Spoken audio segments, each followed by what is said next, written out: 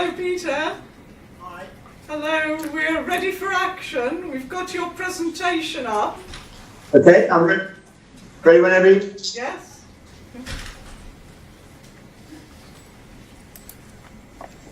Okay, shall I go? Yes, indeed. Thank you. Okay, well, hello everybody. I can't see who's there or how many.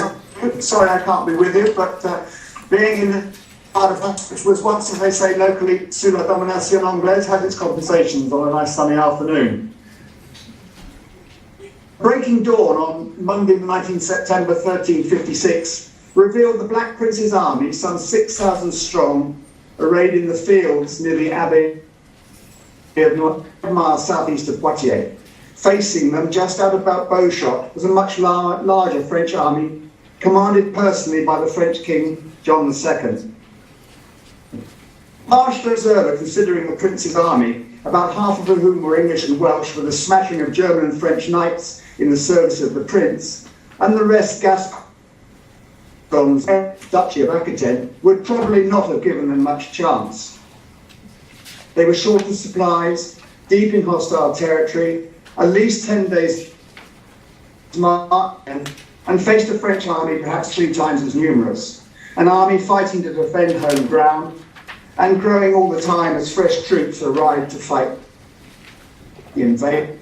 A well-informed observer would have given weight to the esprit de corps of the Prince's army, which had been together for most of the past year, and the undoubted experience and competence of the commanders, many of whom had fought at Crécy 10 years before.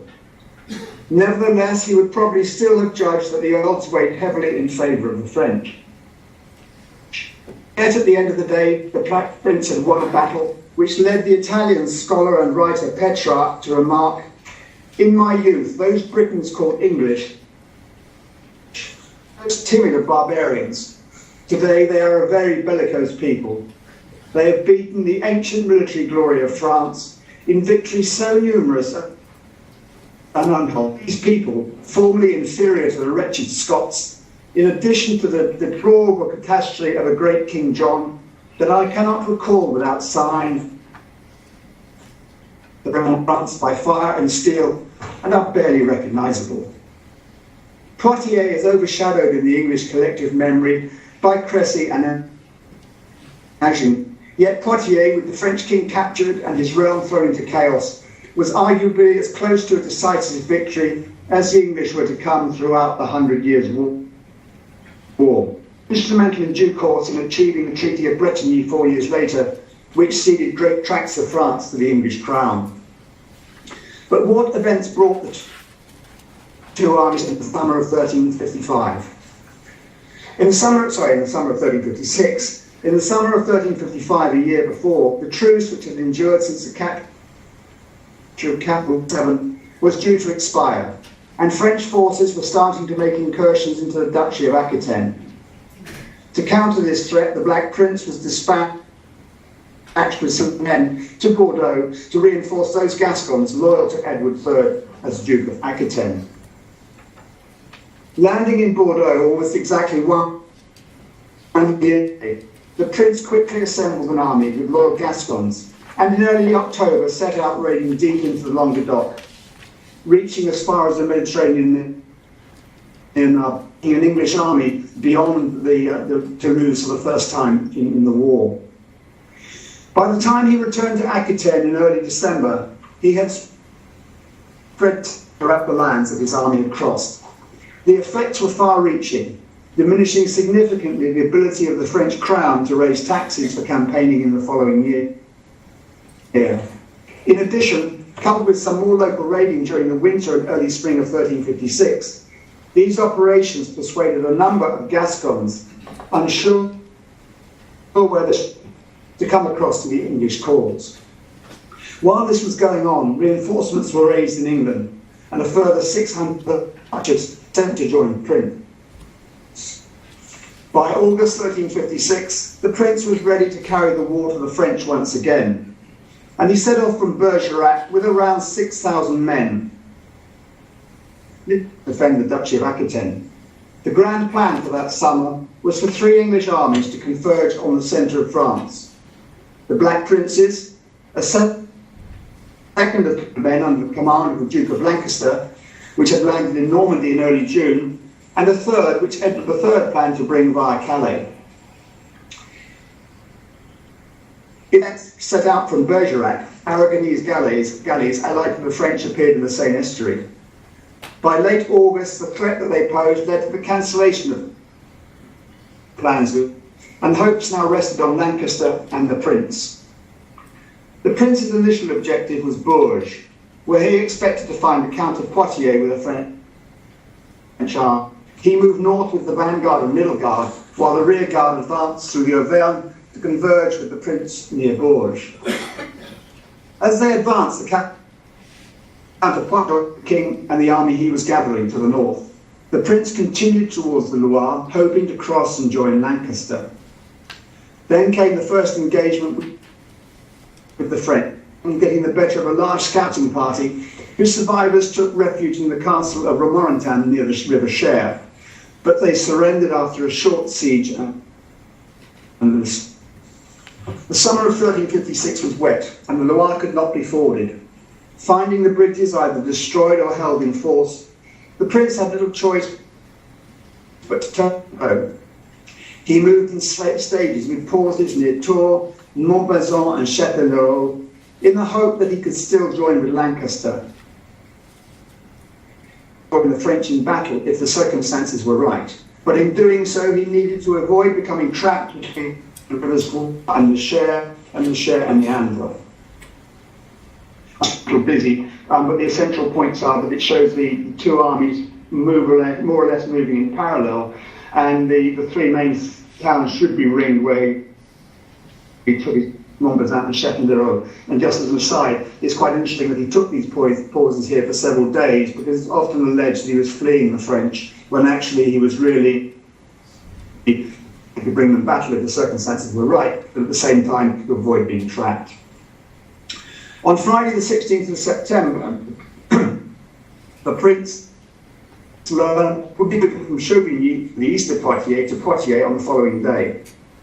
Early on the Saturday morning, the Prince set off from Châtellerault to intercept the French. The bomb and the Anglo-Gascons burst from the forest, but they fell upon the totally unprepared rear guard, which was badly mauled, with around 240 men killed or captured. The Prince now gathered his men, and the following morning turned and moved north towards the French, who were camped about 5 miles southeast of Poitiers. The Truce of God was respected on the Sunday. Elections were held under the chairmanship of Cardinal Talleyrand to perhaps avoid bloodshed. It's questionable how sincere either side was in the search for a negotiated peace.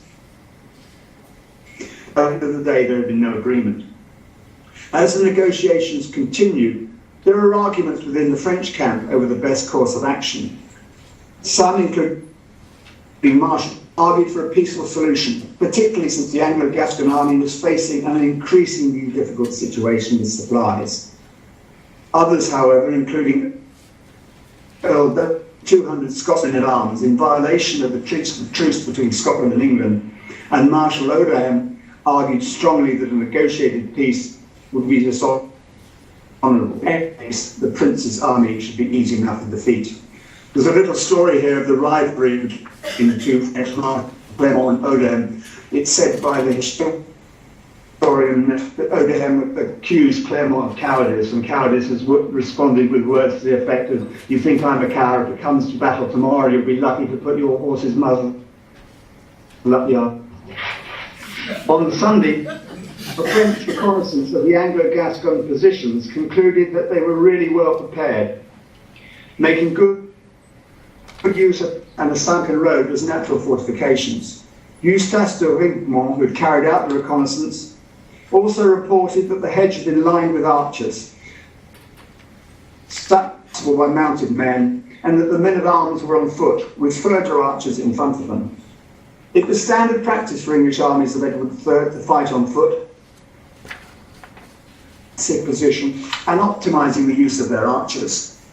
The French had learnt to their cost at Crécy the effectiveness of these tactics against a mounted attack. That the bulk of the French army would also fight on foot, and orders were given to remove spurs and to cut short lances. However, to counter the archers, and 500 mounted men-at-arms, divided into two separate squadrons, would ride down and neutralise the archers at the start of the battle. A tactic, of course, incidentally, that they tried in 1415 in Agincourt. These next slides illustrate the sequence of events, but of course medieval armies did not move in they were there simply to aid the understanding of what happened in sequence. At first light on the Monday, a final attempt by Talleyrand to negotiate a peaceful settlement, and the two armies faced each other, waiting for the other to make the first move. I need to say at this point that there is uncertainty over the exact position and alignment of the two armies. There are two main schools of thought, one with a north-south alignment, the other east-west. For reasons that favour the north-south alignment. The Prince's army was arrayed in 3 divisions of men-at-arms. The vanguard, commanded by the Earl of Warwick on the left, division in the centre, with a reserve of 400 men with the Prince immediately behind, and the Earl of Salisbury on the right flank. 1,000 archers were on each flank. The French were organised in 4 divisions, arrayed one behind the other, prepared to attack sequentially. The vanguard was under the command of the Duke of Athens, and on his flanks were the 2 squadrons of cavalry commanded by the marshals, Clermont and Odoin. The 2nd division was commanded by the Dauphin, the Duke of Orleans, and the 4th by the King. Neither army was prepared to make the first move. However, the advantage was shifting in favour of the French, with more men in Gascon position with victuals deteriorating. And about 2 hours after sunrise, the Prince decided that he must disengage. The army mounted and started. Warwick moved down the hill towards the ford of the Gadelon on the river, with 1,000 archers positioned to defend the crossing. Because of the lie of the land, the first indicator was not the movement of Warwick's men, but the sight of the Prince's standards moving as the centre and the reserve started to move off. Marshal Odoin, with the mounted squadron on the French right, set off to cut off Warwick at the ford. The other Marshal, Clermont, with a squadron of cavalry on the French left, moved towards the division, crossing in front of Salisbury's division with the rearguard as he did so. As they did so, Salisbury brought his archers forward to shoot into the flank of Clermont. Towards the river, Warwick, some of whose men had already crossed the ford, turned back towards the Prince in the centre. The Earl of Oxford had meanwhile, on note, not being as effective as they might have been, shooting head-on towards Odoin's cavalry squadron. He moved them into the marsh so that they could shoot into the flanks of the cavalry. The vanguard also advanced to engage the Prince's army. But by the time that they came into contact, the Anglo-Gascons had dismounted and taken up position. On both flanks, the archers, cavalry, and the men on foot from the vanguard were driven off. The Constable and Marshal Clermont had been killed, and Marshal Odoin had been captured. In this first phase of the King had lost his 3 key commanders. The Prince's army had now closed up and faced the approaching 2nd French division under the Dauphin. This was hard fought, with the Dauphin's men eventually withdrawing, but by no means routed. Orleans' division did not follow up immediately, giving the Prince's men time and retrieve arrows and other weapons from the dead and wounded. When the 3rd Division did advance, the attack was not pushed home with vigour. Some of the men leaving the field were sons, others, other than Philip, the future Philip the Bold of Burgundy, Duke of Burgundy, who remained with his father to the last. The Anglo-Gascons, thinking that the day was theirs, but now the 4th and largest division of the King, reinforced by men who had rallied after the early phases of the battle, came forward. It started to become fragile amongst the Anglo-Gascons. They were exhausted, having fought 3 phases of the battle already, and there was some muttering about whether the day was lost, and indeed 3,000 men had been left to defend Aquitaine. The prince realised that the situation was critical and took decisive action. The Captal de Bouc, a Gascon leader loyal throughout his life to the English crown, with 60 men-at-arms and 100 mounted archers to move round behind. Second, possibly to distract attention from the fact that there were men apparently leaving the field, and also to stiffen resolve, he called advance, band, moved down the slope of the spur where he was positioned towards King John's advancing men. The battle now entered its final phase, with the French finally brave in response to the appearance of the Captal de Bouc in their rear. The flower of French chivalry, Geoffroy de Charny, the bearer of the oriflamme, which would be given, lay dead, and the king surrendered to Denis de Morbecque, famously helped by his teenage son Philip, father to the right, father to the left, father in front, father behind. His surrender was to Denis de Morbecque, a knight from Artois who'd been exiled from France in his youth and was now in the service of Edward III. The battle was over, but the killing was not. The routed French fled towards Poitiers, but found the good citizens. Many fell under the walls. French casualties overall amounted to perhaps 2,500 killed and 2,000 captured amongst men of rank. 100 folk was said to have been captured and a further 3,000 killed. Casualties among the prince's men were disproportionately low, improbably reported as the aftermath of the battle saw the prince, after a pause on the battlefield to tend to the wounded, identify the dead and release all but the most important prisoners on parole Tuesday and march non-stop until he had returned to Aquitaine 10 days later.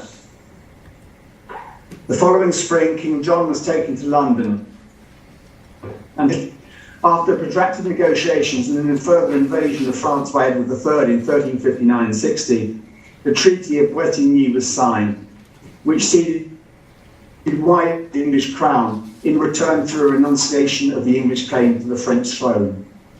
The victory at Poitiers seemed to have brought great gains compared with the English holdings that are shown on this slide. However, within 10 years of the Treaty of Bretigny, England and France were at war once again, and by the time of his death in 1370, most of what his victory had achieved, lost once more. Thank you very much.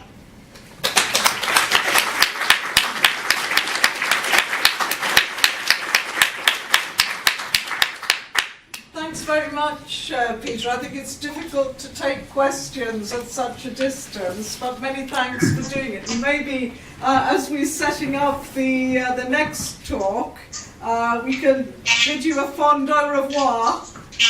Okay, thank you very much. Thank you, Anne. Thank you. And I'll see you again. Bye-bye. Bye-bye. One interesting thing we've been finding, because there's a project that I've been doing with Glenn Ford at the University of Huddersfield on what happened to battle dead. It's been difficult. In fact, so far, at Crécy, Poitiers and Agincourt as we call it in English, we found no bodies. We found no bodies at Bosworth either. And a fascinating thing about Poitiers is the battle was fought in July. In the following February, in the records of the town and religious institutions of Poitiers, we find them going to collect the bodies from the field. So that's what, 7-8 months later that they took them. And there was also evidence that they'd already buried the leading commanders, because as you heard, quite a lot of leading commanders were killed. That was also true at Agincourt. It was very damaging for the French.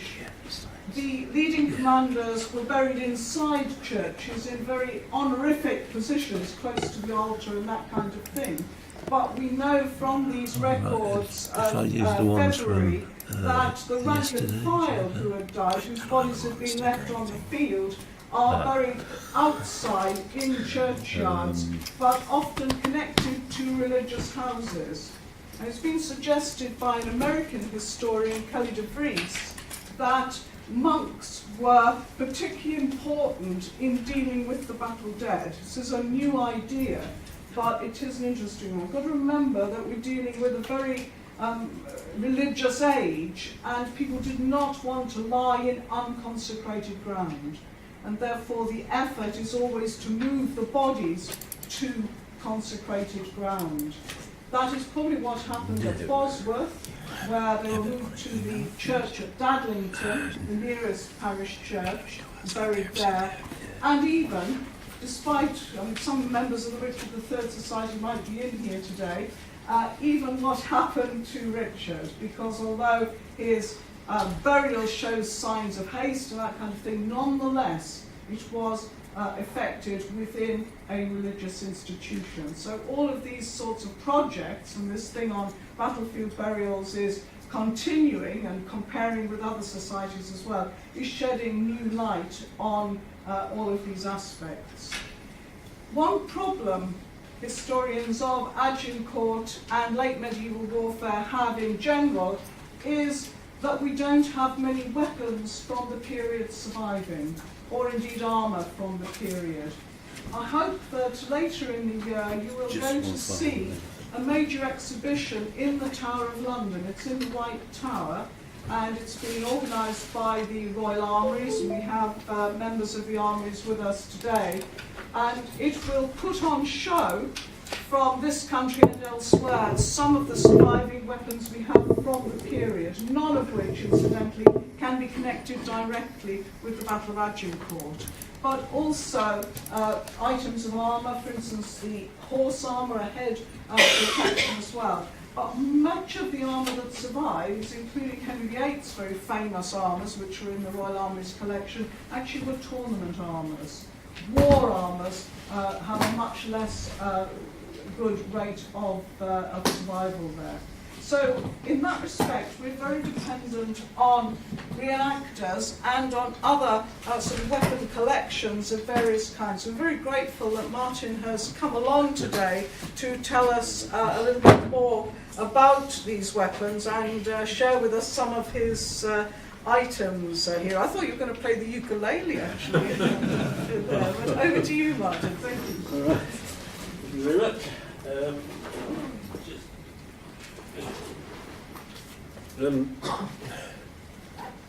You want to carry swords around to get them analysed by people, you take them in a gun bag. However, I recently took a pair of swords to London to have them CRT scanned at a hospital. And as I was going through Victoria Station, a very nice man came up to me and said, "Excuse me," a plainclothes policeman, and this guy was armed with pistol and all this stuff, said, "We've just spotted you appears to be carrying a gun bag, and we need to check it for quite prohibited items." Which I thought, oh no, how prohibited is a medieval sword? Then I explained swords, he opened it up, he had a look, and it was fair enough, and then he asked me for my name, which is Knight. So I was expecting, okay, we've had enough of this, stuff with you. Anyway, I digress.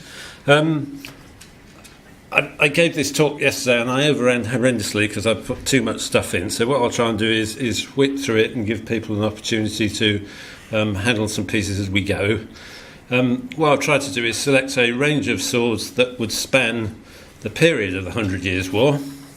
I don't have examples of every period of the 100 Years' War, so I'll fill in where I can and give you an idea of how you actually tell what period they might be from, etc., and how they were used. Bit of stuff about the anatomy of a sword. So I need a pointer. The blade, you have usually on a lot of swords, certainly cutting and thrusting swords, a groove down the middle called the fuller.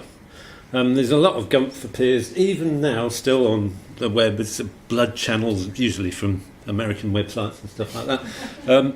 Nothing to do with that at all. It simply lightens the blade, it makes it more flexible, it makes it more agile and usable. This doesn't have one because this has got a different purpose. The guard there is called the cross, and I guess it's important, I've only glovey things around, to remember that the sword in medieval time had quite an iconic status, and the symbol of the cross is definitely embedded in the psyche of the user, etc. It was there for a purpose, and in theory it was there for upholding chivalric ideals, etc., for protecting people. When it came down to the battlefield, it was somewhat less selective. The blade is extended by what's called a tang. That then goes into a pommel, which is essentially a counterweight. So this weighs about 3 or 4 pounds, but I can move it around like that. It's very, very agile, and it needs to be, because it's for thrusting into things. So, moving on. I'll probably get a volunteer from the audience and see if we can work it out. So I thought I don't have any post-it notes, but there's an area of the blade which is called the centre of percussion. So if you were a medieval swordsman, you would know exactly where that was. So it's the bit of the blade that will, in essence, vibrate, will move least on impact. So maybe I'll get somebody to come down. Somebody with good eyesight, somebody young, preferably, yeah? So, if you hold that towards the audience. Now, what I want you to do is let's just hold it upright. Yeah. Now, take that hand and give that pommel a bash. You can see that blade vibrates, yeah? But round about there, it doesn't. And the reason for that is to do with the centre of gravity, and so there's a reaction and a counter reaction which are just about cancelled out around there, and that's like the sweet spot. So if I wanted to your head out, I'll aim for about there. And if you look at the swords that have been used and not being served by some very, very keen Victorian, I mean, obviously it's been highly polished, but you can see where a lot of the cuts have been made from other blades, and most of them are around that centre of percussion. Sweet spot. Yes. Yeah. So, you now know how to kill somebody with a sword more efficiently than you did before you came into this building. I guess then, well, how do you tell what period things are for? Medieval brasses, manuscripts, alabaster copper, very, very, very, very useful. Up here, I guess what I'm talking about is the transition of armour from mail through to the start of plate. So we've just heard about Poitiers, but if you wound the clock back to Cressy, people will be wearing this sort of kit.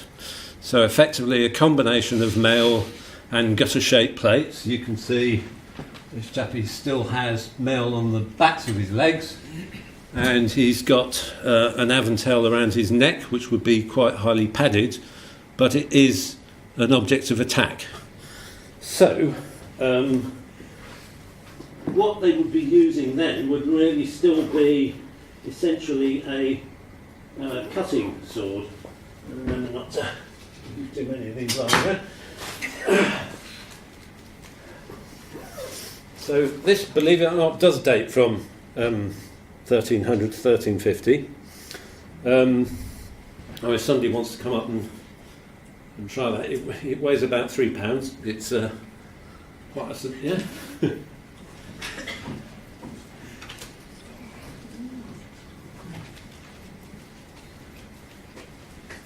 Now, what I would ask is not fingers on the blade. Fingers on the blade, very bad.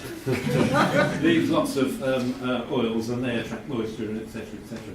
But I think you see, if give that one a, it's fairly flexible. It's very thin and slim. So if I look at the profile, enter.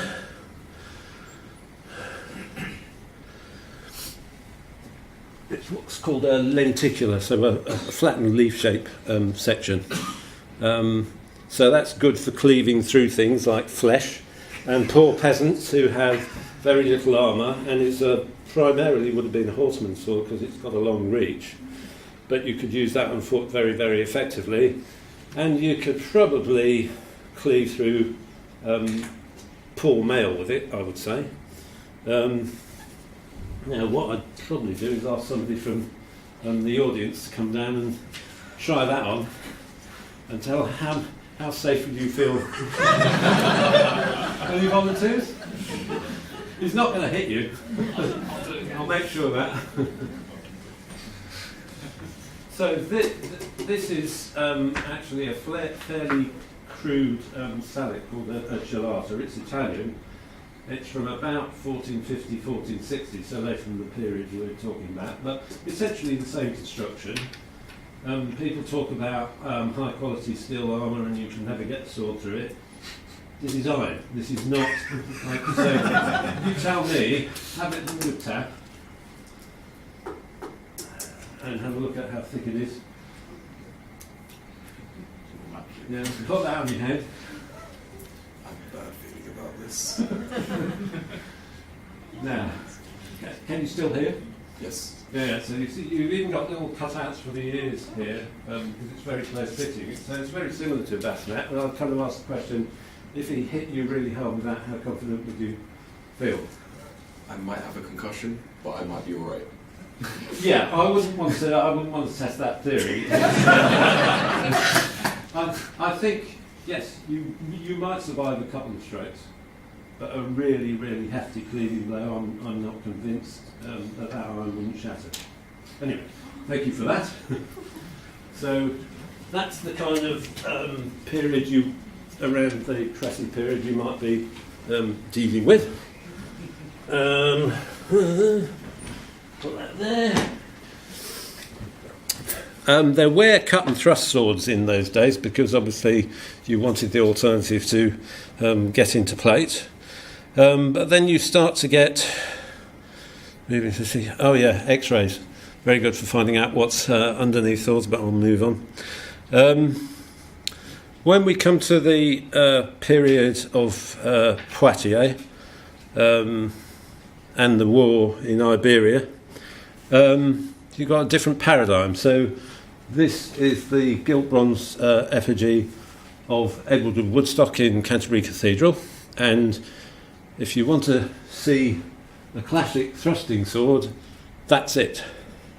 Unfortunately, that sword is on the opposite side from the area that the public can normally access. So you have to email the Dean and say, I'm terribly sorry, I'm a bit of an anally retentive person, I have to just look at that. And they give you permission to have a look at it.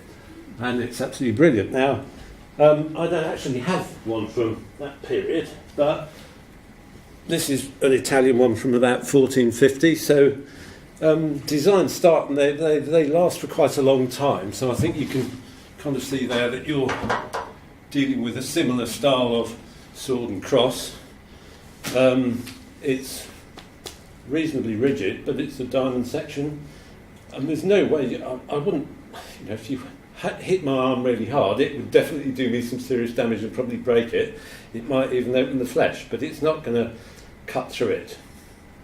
That primarily is designed for thrusting, and thrusting in areas where there's an opportunity to make contact with flesh.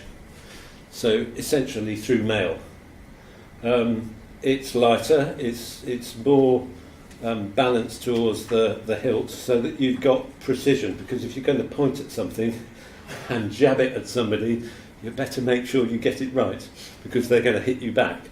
So you really needed the ability to direct that point quite accurately.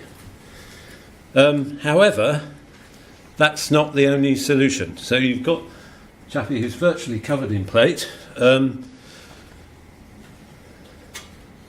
We can see here these guys are actually double-handed, holding their swords and belting people with them. I think if you were wearing armour, if I was wearing that, I wouldn't be that bothered. It's not going to penetrate armour, it's going to give you a bit of a headache, but it's not going to incapacitate you. Now this guy is very clearly thrusting. and that's what that sword is designed at. You've got the option for cutting, but it's not particularly practical for cutting. So if you want to cut at this period, you need something heavier in the blade than this, so not as light and thin a blade, something more like a cleaver. So this is called a sword of war. It's very much the same size, but the blade is now like a flattened hexagonal section.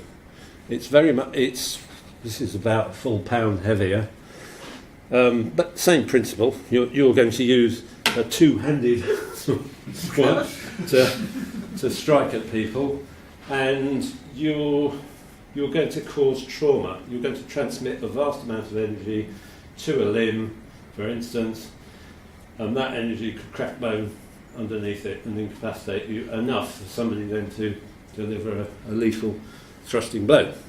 If people are interested in the gory bits, you only have to go to the subject of the Battle of Visby. So the King of Denmark decides that the Gotlanders on the Baltic are doing rather well in terms of trade and their wealth, and he decides to have some of that in a kind of dispute about succession, etc.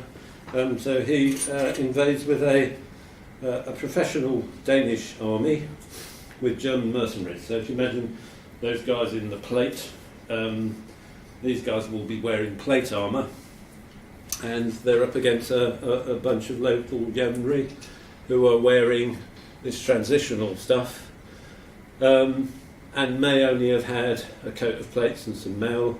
Their legs could be bare, etc. But nevertheless, they formed a militia. They put up a reasonable fight on the coast. They retreat to their capital city of Visby. But the burghers of Visby have decided, this could go the wrong way if we're not careful. And there was a bit of a kind of dispute between the local farmers and the town of Visby, because they put a wall around it, and the only way you could sell your goods was through Visby, and you had to pay a toll to come in, etc. So the locals are a bit upset about that.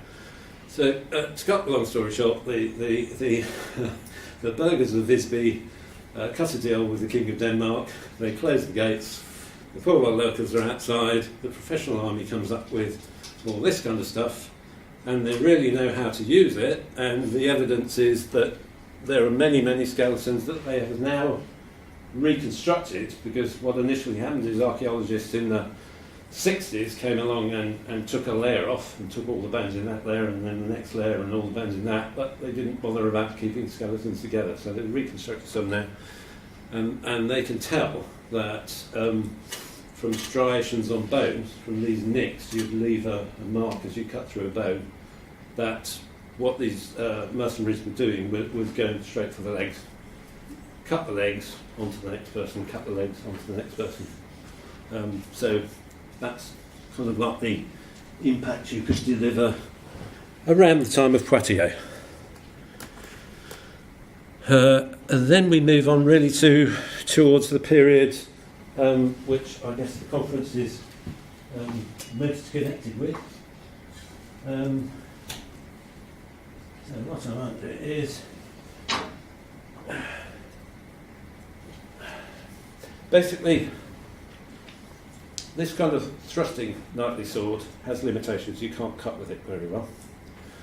You've now got people in full armour, so it's a given you can only really thrust at them, or you've got to use poleaxes or some means of getting in the armour. But not everyone on the battlefield by any means is wearing armour. So having the option for the cut is also a good thing to have. So you end up with a new style sword, which looks like this. Now, this is a cut and thrust sword. I think it's probably from around 1400, maybe. And the reason for that is I've started doing, let's move on. Started to do some comparisons with early swords of this type. Here's a chappie called William Marys, who went to Agincourt in 1415. He's on the rolls in the his captain is Henry V. He died in about, I think it was 1459, so this is his brass. That sword virtually matches that brass completely, which is not to say it's his sword or anything like that, or that it was made in 1459. It's to show you that the proportions of these swords were also something that a medieval swordsmith paid great attention to, and this is the reason the proportion for the cross, the proportion of the size of the hilt, etc., follows a set of rules. And there's a guy called Peter Johnson who's looking at all of that. But the interesting thing to me is that's probably, I think, from about 1400, 1410. So, if you would like to... Now, that came from France. As I thought, yeah. So it was excavated in France, in northern France. People say, because of the circular pommel with the little pip in it, Yeah. it's seen very much on English brasses, therefore they're English. But let's be fair, the French Revolution destroyed an awful lot of funerary effigies in France. You see them on manuscripts with both French and English using those very swords in even 1380. So, and it's quite light, it's not well developed. There are swords like that that are swords that we know come from Castile, but this is the later one. And I think if I opposed you, I think I'd say end of your talk. I've got greater hitting power than you have. Yes. That might even be an unknightly sword. That might be, a yeoman archer. Doesn't look very well made here. No, does it? it's Because, quite crude. It's Quite crude. But this is much more It's posher. defined, and that's lost a chunk off the end of it because somebody has been literally doing that on armour. So there you go. I Your think previous, or maybe two before, was Thomas Lord Camoys yes, at Trotton, who of course commanded the rear guard, Yeah. the left wing. and But has he got a sword on his? He has.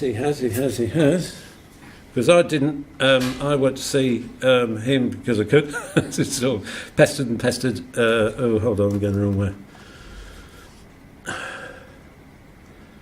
Yep, there Yeah, he is. so he's lost the pommel, but you can see it's a diamond shape, if you like, and that is a circular pommel. Yeah. There's a slightly downturned cross, so it's that kind of sword. So you're holding something that came from France and probably from 1400, something like that.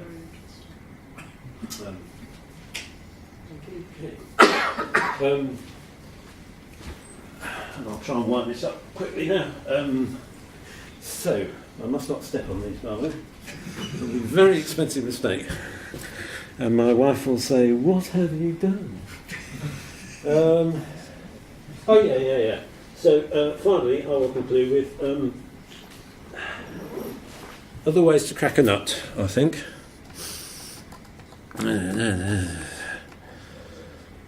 Right. Falchions. They appear in a lot of manuscripts, quite often in bizarre ways. A lot of people think that they belong to, like, the hoi polloi, just the infantry, and they're non-knightly weapons because they're fairly ugly. But that's the point.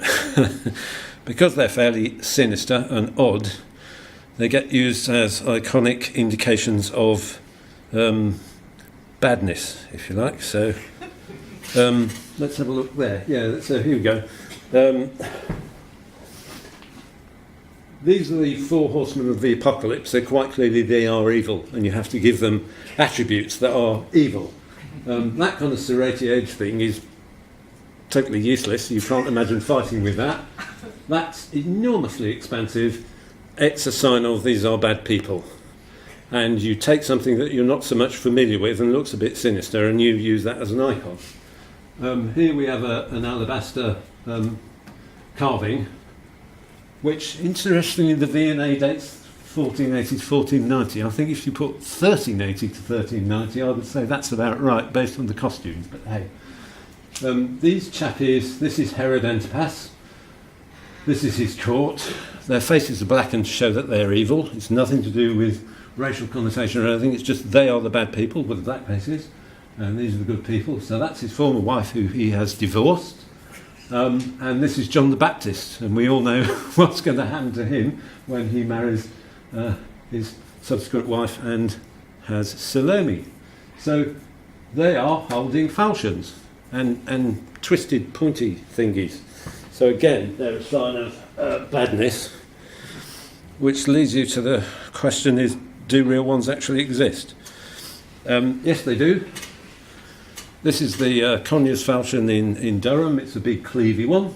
Here's a more practical one. That's called a sword of tenure. It's got a copper guard. You cut through that with any one of those. So it's not meant for fighting, but the blade is of a type that was used in fighting. And here we can see from the yes, another commentary on revelations of bad people doing things with falchions. The next type of falchion is curved and tends to have a clipped point, which I'll show you in a minute. Theory is that probably came from encounters with people from the east. So Charlemagne, for example, this is the sword up here, was allegedly presented with this sword, which is now in Vienna, and it's called the Sword of Charlemagne, a bit like another Sword of Charlemagne in another museum, but this one is clearly a slightly curved sabre with a sharpened edge towards the point on both sides. So it's that kind of thing that people would have encountered and had stories of, etc. And maybe it starts to appear in the 1300s in manuscripts, and that's clearly like one in the Royal Armouries at Leeds. And we have this chap in Southwold who rings a bell and has a falchion like that. This is one that I went to have a look at, and I'm getting there, I promise I'm almost finished. It's sabre-like sword, if you like. It's sharp along that edge, or would have been, and sharp along there. But it's definitely for cut and thrust. But there is a third type, and it's quite rare. And you can see here, it's got a point on it, looks a bit funny, but the guy's actually going to cut with that edge, not the long one.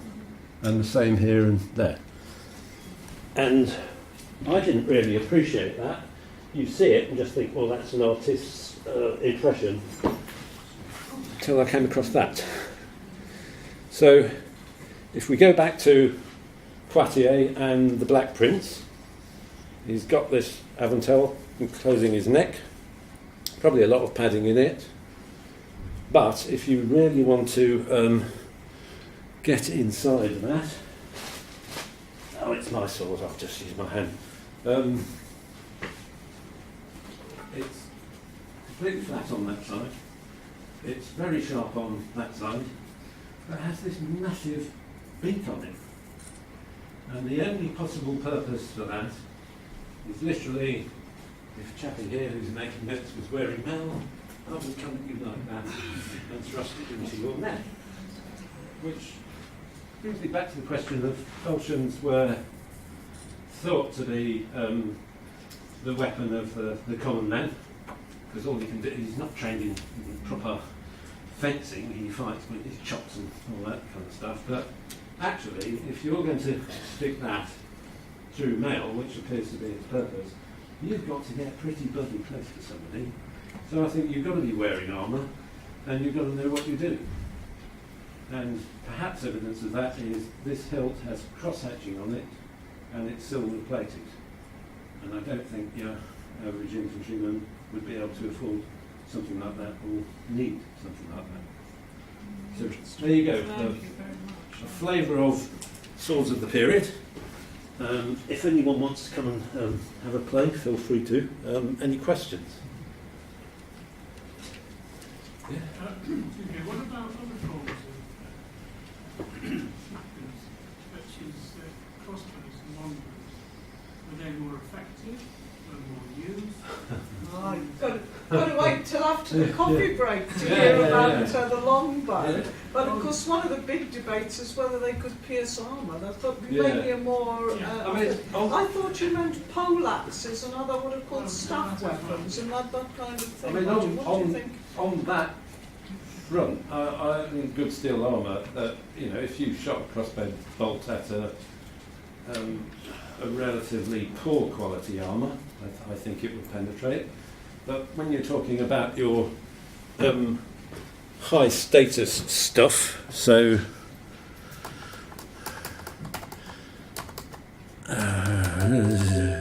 oops, let me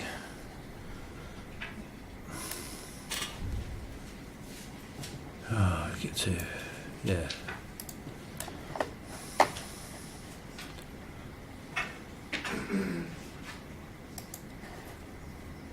back. Oh, no.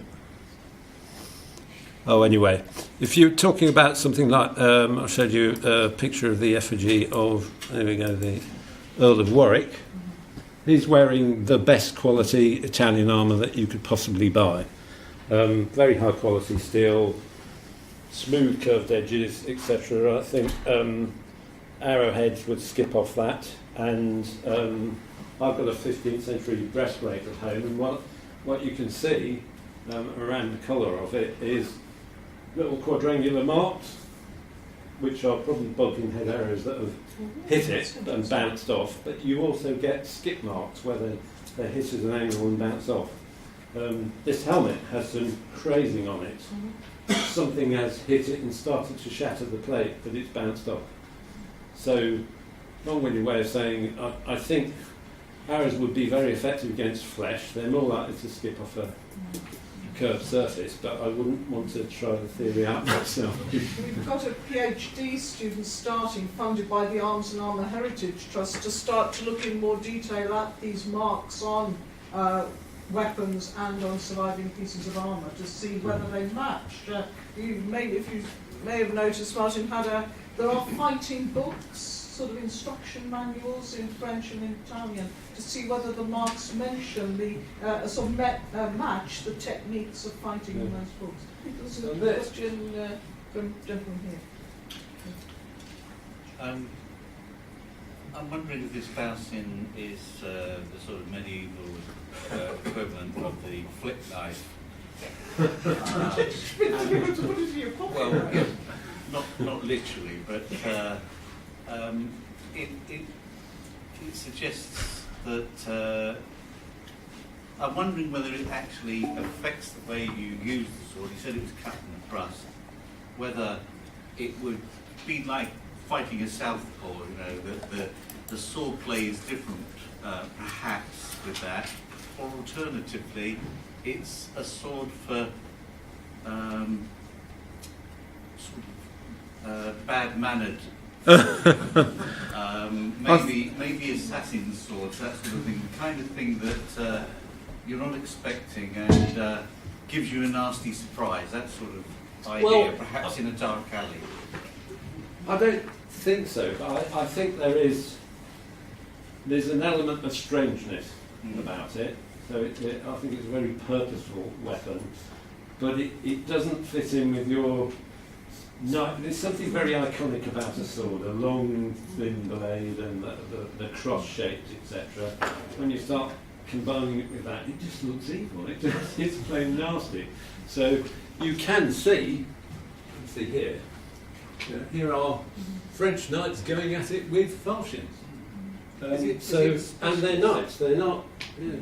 Is it a specialist situation, perhaps?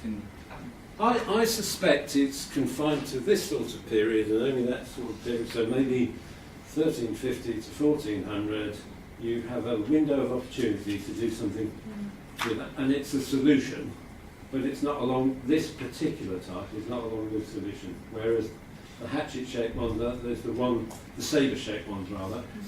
There's one that came from Castillon, so we think post the Battle of Castillon.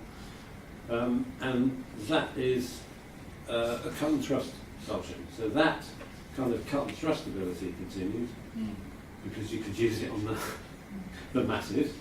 But this would be, I think, far too dangerous when you've got full plate. I would not want to come up to somebody and bash them with that and provoke them. One small question: any found in England? Any idea that they're made over here as well? Well, the Conyers falchion is in England, but it does bear the arms of a royal arm, so it's got leopards on one side and the eagle of the empire on the other. And I think it's the Richard of Cornwall, in 12 whatever, was entitled to bear those arms, but whether it was made locally or not, we don't know. In fact, we don't know a lot about where swords were made. I couldn't tell you. France, Germany, England, no idea.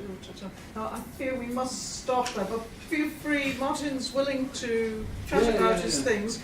The tea and coffee's out there, so maybe we can do this in Rota. If those people, even if you want to have a chat, would like to go and get a cup of tea and whatever else is on offer then, others come and have a look at the stuff. We need to be back in here not too long after 22. Thank you.